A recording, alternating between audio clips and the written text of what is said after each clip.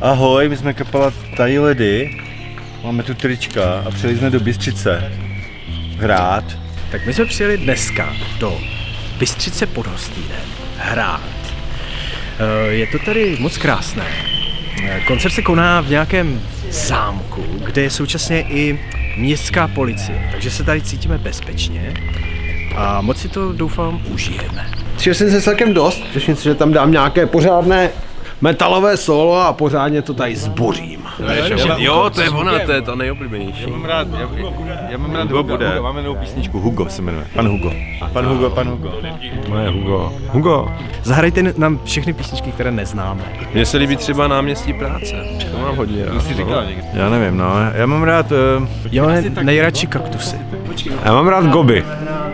Tak co je lepší, Goby nebo Kopřivy? Asi Goby je lepší. Takový větší Big Beast asi lepší, no. Už jsem nechtěl rád, jo? Tak Ale ty včera se to tam moc nehodilo, protože ty lidi to vůbec nepochopili. Jako. Když se to stalo, tak jsem tam samozřejmě byl. Tak včera v Ostravě během koncertu vytáhl chlápek prostě saxofon.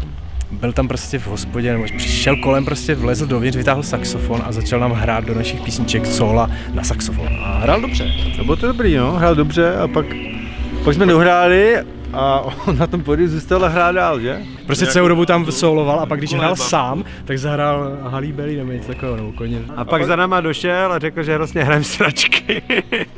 Nátisk měl dobrý, no. To je... Měl nátisk. To by to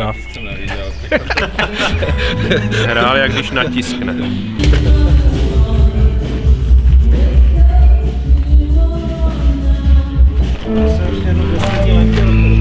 Nazdar!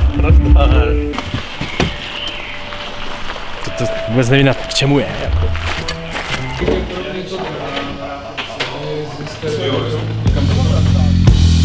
Nad hlavama zvedá se vítr, kosí klasy jako tsunami. Zvedá se vítr, prosím, ať už je to za námi. Zvedá se vítr, zvedá se vítr.